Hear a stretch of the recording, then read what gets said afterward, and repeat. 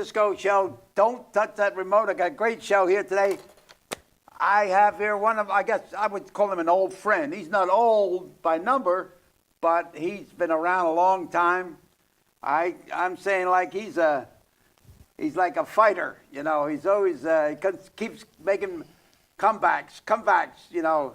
And he's a former reporter at the Times Herald in Norristown, and retired, and now he's a freelance writer, and he writes about everything. So my guest today is from where? Bluebell. Gordon Glantz. Gordon Glantz. My man. All right. Former Times Herald reporter, now he's a freelance guy. That means you can throw lefts and rights. I can. All right. Tell me something about you now. Come on. What are you doing? Well, I'm doing the freelance writing, which is an interesting lifestyle. You have a lot of different publications you work for. Some are print, some are online, just websites. Yeah. Some are short deadlines, a week, 2 weeks. Some are like a month, or sometimes you get an assignment that's 3 months down the road. But obviously something that's 3 months down the road, it's going to be a longer, more involved story. They pay all kinds of different pay rates on a variety of topics. I get a lot of work from... You get paid weekly, very weekly. Yes. and that's another part of it. Some of them are slow pays. Some of them don't pay you for a while. Some of them pay you right away. Yeah. But you have to. But you're really not in a position to turn down work. You find yourself very busy sometimes. You find yourself not so busy for stretches. But you can make your own hours in a way, as long as you stay disciplined. I like to work at night. I'm more of a night owl, so that helps. Yeah. If I want to write it. You're home more now, home right? more, 10, 11, 12 at night. Work out of your home. You work out of your home, Work right? out of my home, yeah. Right.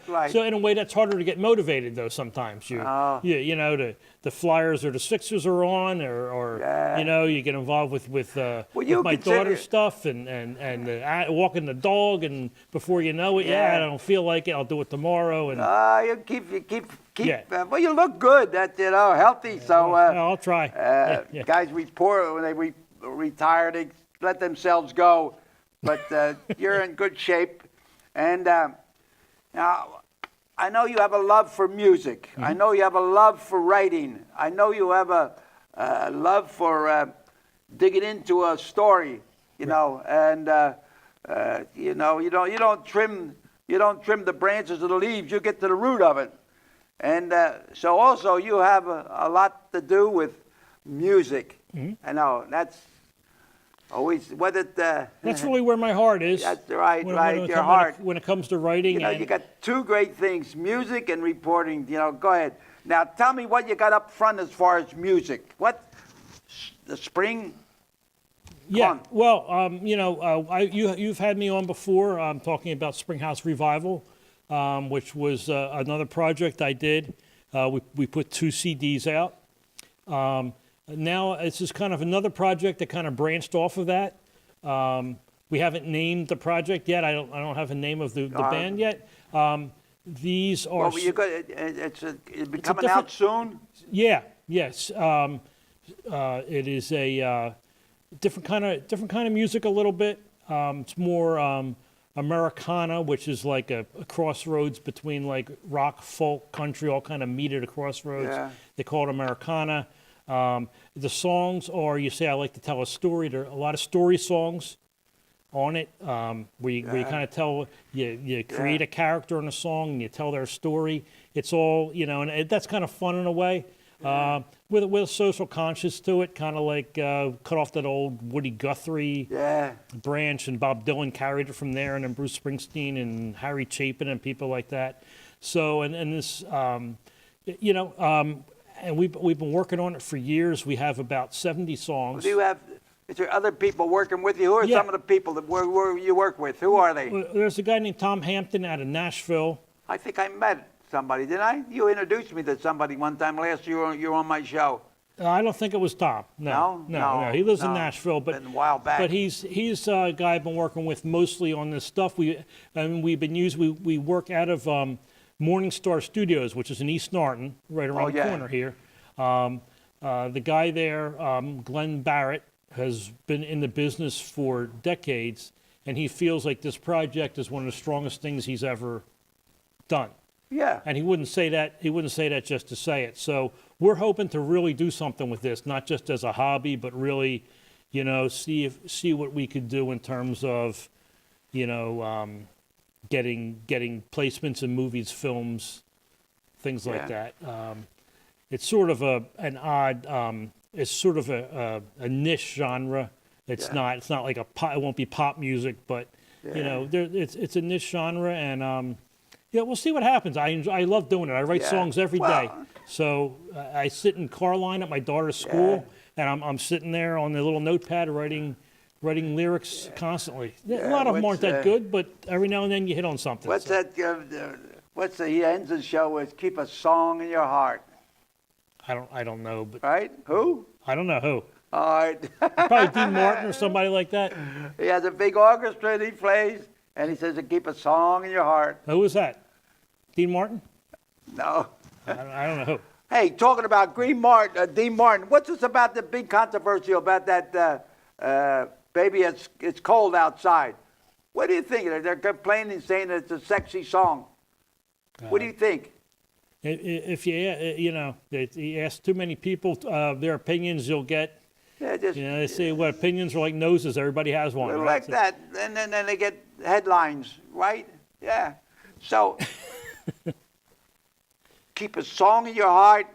So music, how does music help you? I know it helps me sometimes when I Yeah, just put yeah. music on and it changed my thinking, whatever I'm doing, you know. Yeah, there's sometimes like I'm in the car and my wife will say, turn the radio off. Let's just have silence. I can't do that. I like to always have something on. I mean, I love enough kinds of music that I can change the channel to Yeah. something, 60s music or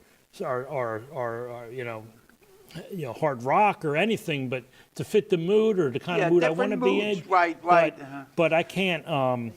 I don't like the silence. Even when I write like my freelance articles, I always kind of have like Spotify going with a little Yeah. playlist that I've made up. What- And What inspires you to write music like that? What inspires you? What do you do? I was watching about James Cagney. He was read over there. He heard a guy hitting thing. You hit something, a little note. Right? yeah, well, with me it's more words, and then we work on the music later. You look for the words and then put the So melody. everybody operates differently. Some Yeah. people get a whole melody, or some people have like a melody in the music, and then they try to match the words. In my case, it always starts with the words. That's really, I'm a word guy first and foremost, and then I kind of have, music that I like, and then I kind of say, okay, here's a song. It kind of reminds me in tempo of this song by The Who, and then like we get together and we try to make it sound similar but not the same to that. And sometimes it sounds nothing like it once we finish. Well, So we're that's kinda playing. We're playing a little music, opening our show and closing our show. from and what's this the new name of project. the show? What it? I don't want to give Don't give that. No. We're Okay. close to Oh, okay. we're close to a couple names. See, we're close to a couple names for what we're going to call this band. We don't really play anywhere, so we're not really a band. What we want to call this, but we haven't decided on one yet, so I don't want to say. Yeah. But the difference between this and Springhouse Revival is I am writing All right. the words and the music are mine. Whereas before I really had to I wrote the words, but then the music was the other 50%. And while I had input, there was some crossover. This is really my vision start to finish. Yeah. And I'm also, there was a female singer before who did a wonderful job, but now I can write songs that are more from a male point of view, which just is, obviously I'm a male, so it's easier to write about what it's like to be a father If somebody wants to record something, they see you, they say, I'm a pretty good singer. I want to Sure. record a song.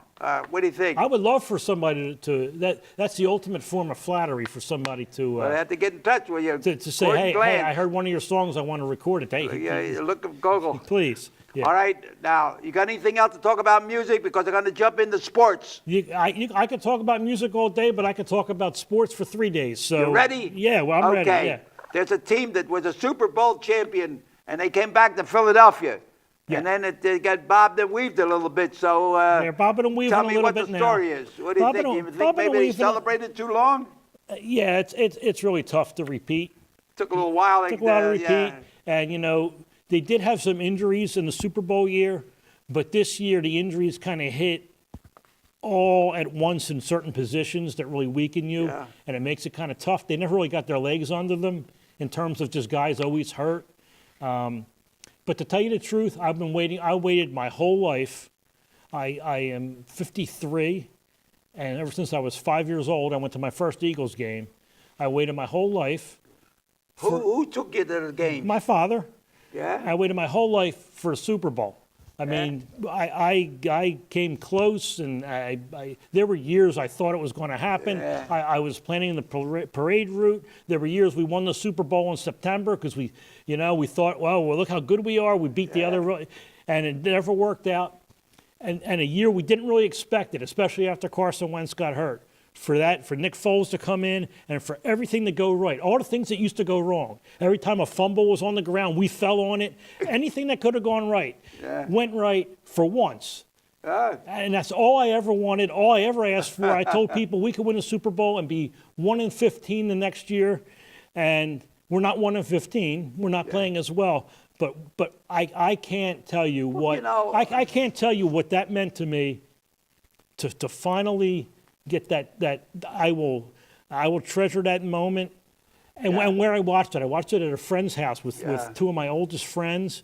I didn't have to be at the game. I was at the Super Bowl the last time they were in it and lost. I didn't have to be at the game. I was just at his house in Northeast Philly. There's no place in the world I would have rather have been.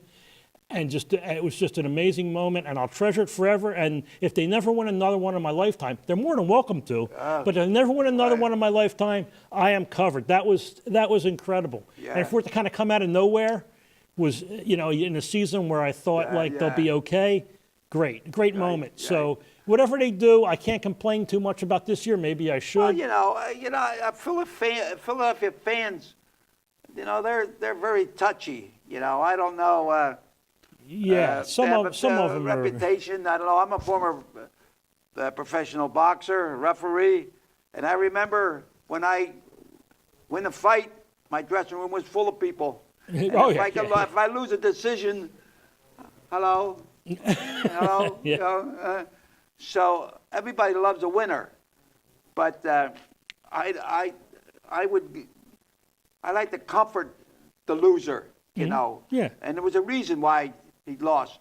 Maybe he didn't train right, or he didn't have the timing right. Something was wrong, Yeah. So Could be little things. You don't, bury them. You don't bury the guys because of one defeat. That's your team. You back them up from the beginning. I'll tell you what, I have season tickets, but I either sell off or donate almost all of them. I went to one game all season this year because I really don't even like being around a lot of those fans anymore. I hate to say it. Yeah, I just find them kind of aggravating, and it's uncomfortable. The seats are all kind of cramped together, and everybody's getting up and down to get their beer, and and it's just I'm so much more comfortable. I guess I'm getting more and more to be like a cranky old man in my recliner at home. I can get up and pace the floor. I can go to the bathroom when I want. I can get a snack when I want. It's so much more comfortable of an experience than I never would have dreamed of that. And I get cold easy. I can't take the cold. Yeah. I don't like the night games. Even when they play a 1 o'clock game, it's like working. It's like you got to be there at 10 o'clock in the morning. If you go to one of them games, and the game's over at 11:30. I went to the first game of the year. I wasn't going to miss it because they were going to raise the banner. That's the Super Bowl banner. Yeah. But there was a rain delay because of lightning. So the game was going to start at like 8:30 or 8:45, but there was going to be a 20-minute ceremony. Then there was a delay, so the game didn't start till like 9:15, and then there was a ceremony. that was kind of anticlimactic by the time they had it. Yeah. I didn't get home till like 1:30, 1:45 at Wow. night. You know, That's and I really didn't have a good time. Not good, no. And they won, which And is nice. And you but spend a half hour or more in the car waiting. just in the lot to get out of the lot, you had to wait. I hate to say it, but sometimes you go there, your car's not there. Nah, that doesn't I don't wanna happen. say That's that. never happened to me. Not yet. That's never happened I to don't me. want to But say that.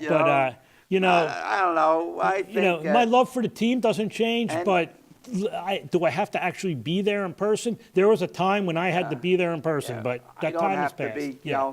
I enjoy watching it, but I just turned off a little bit when them guys start kneeling on that there with the Pledge of Allegiance or the National anthem? national anthem. You know, I really it affected me to a point that I said I don't want to watch them. You know, Well, I don't know. I don't know how much you But wanna get now- And my daughter Mary, she won't watch the game with me because sometimes they're playing Dallas or so. And I see a good play. I says, boy, that's a good play. What do you, Well, she got a point there.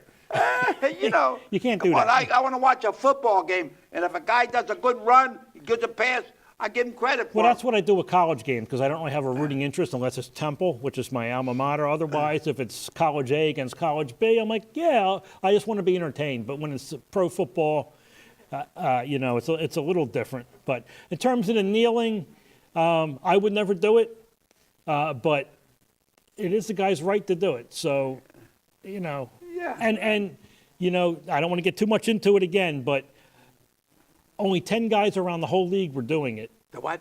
10 players were doing it. Yeah. And 10 on one team. after the president said something about it, made it an issue, the next Sunday 250 guys did it. Yeah, yeah. So if he had kept his More- mouth shut, There were more against the president saying because he said something, it was fading But out it's- on its own. But So it's not right. It's not right. I don't, you know, I mean, ever since I went to school when we used to say the Pledge of Allegiance. I pledge allegiance to the flag, United States of America.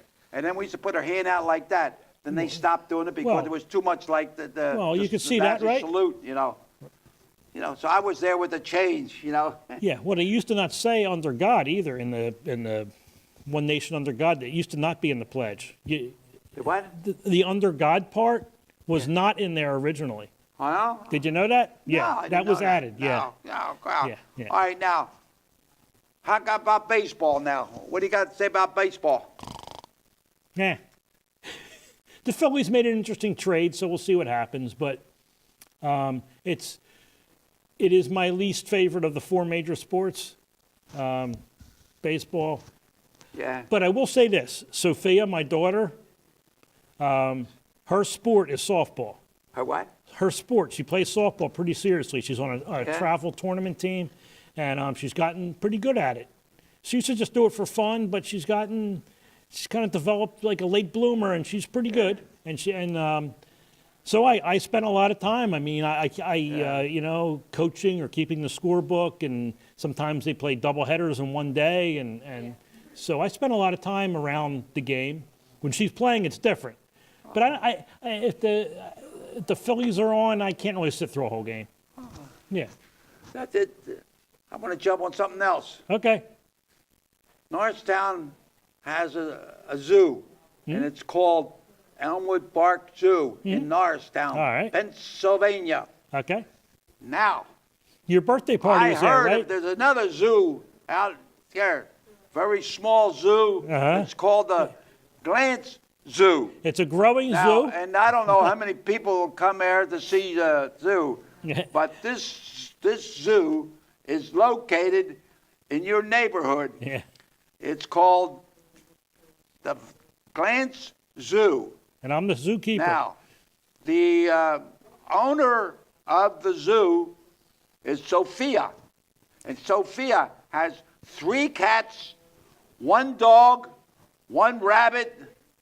So far, I think the rabbit is pregnant. I don't know. I don't know about It's a boy rabbit, so that will be interesting. All right, you got to woo woo woo. I'm glad she's not going into cows and horses. You know. No, But that's your daughter. yeah, Sophia, Tell me about it. What else did she dance and sing? she dances. We kind of had to, you know, you have to kind of like if you want to do the softball, Then you gotta have to dial back the dance a little bit. Oh, yeah? Dance? What kind of dance? Because at softball, they practice a couple days a week. So she kind of does, we found a school, it's a different school. It's dance, she kind of just focuses on ballet because that's her favorite kind of dance. And so go Thursday nights, all night, a couple classes, just back to back, with a break in between. She can do her homework.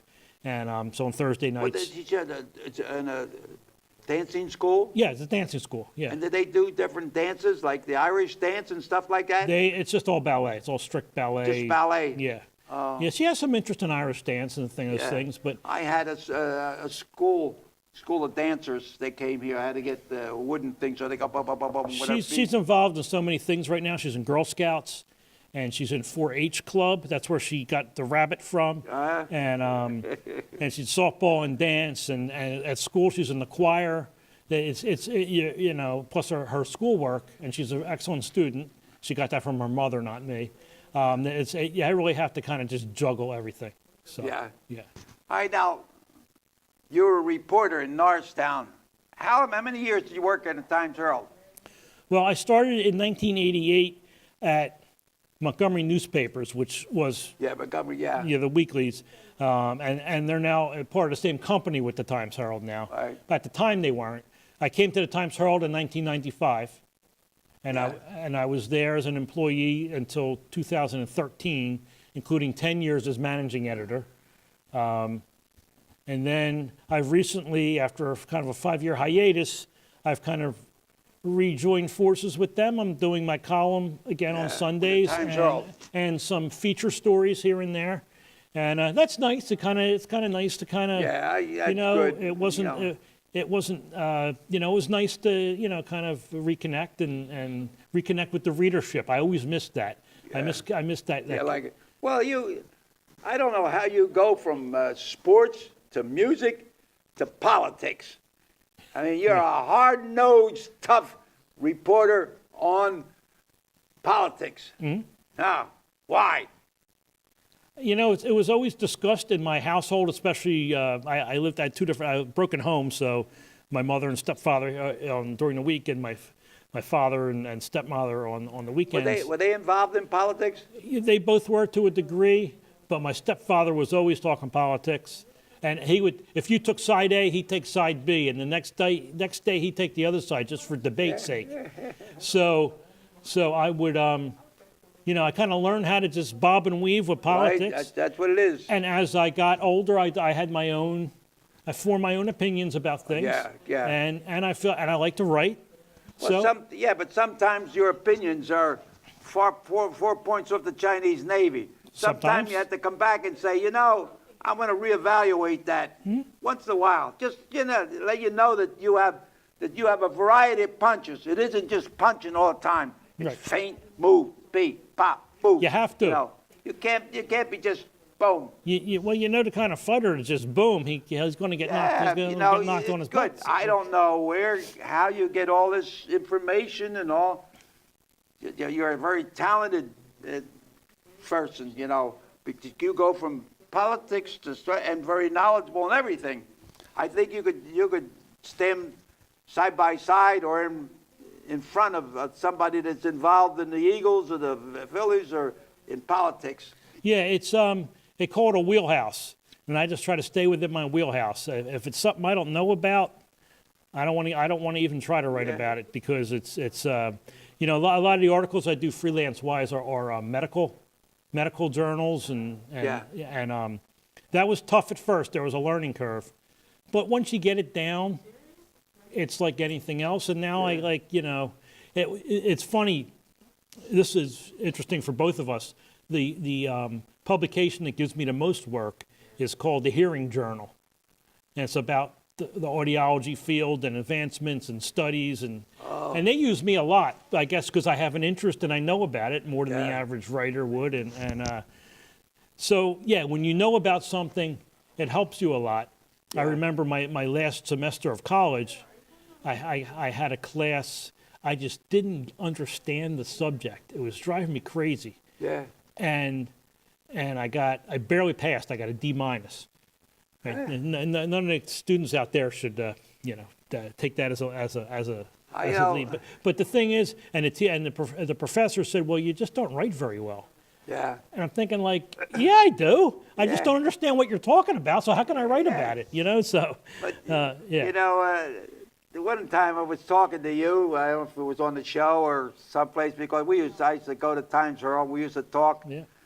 And you told me a story and it stayed with me. And you said that when you were young and you wanted to talk to your mother, you used to write it, put it in writing. Yeah, it I came think that's easier. a great idea. It came If easier, yeah. yeah. If you want to write, you gotta practice. You gotta not only practice but use it. You know. I thought, tell me about that. I was surrounded by a lot of adults, and I couldn't really get a word in. Yeah. you know, you know, if I couldn't really fully explain myself, or if I tried to explain myself but didn't feel like I did it. Yeah. I had the proper opportunity. How many in your family when you were growing up? Well, there was my with my primary household, my father, my stepfather, my mother, and me. That was it. But he was talking all the time. So the Italian you didn't get a word in. He was an Italian guy and loud and spent a lot of time with my grandparents too. And so yeah, it was, you know.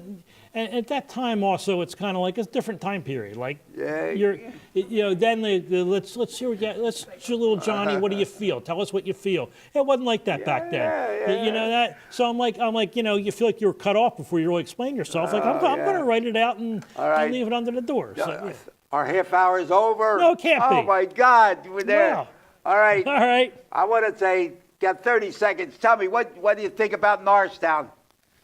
You know, what can we do to bring it back? You know, you look at Phoenixville, you look at Conshohocken, you look at Bridgeport. I mean, you know, and I think Norristown has Ambler. Yeah. I live close to Ambler. We go to Ambler all the time. One of these... No reason Norristown can't even surpass all these towns. There's so much potential and infrastructure here, but everybody's got to work together and not against each other. Yeah, we're going to try to get Norristown together. But all right. Hank Cisco, 95 years old, the oldest talk host, TV talk host. Mm-hmm. What else? 30 years doing this show, policeman, ambassador, you know. So, right. And it's great talking to a guy like you. If I would talk to you for an hour, I would have more knowledge.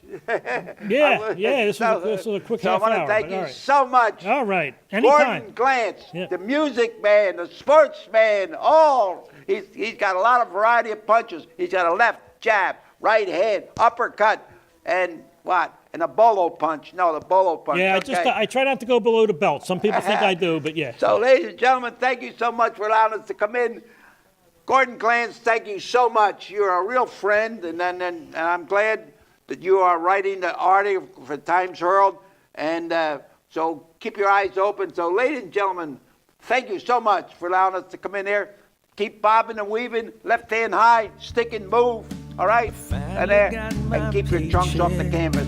And may God bless each and every one. Thank you. Adios, amigos. Gordon Glantz. When you live on the fringes, you can't take it to the bank.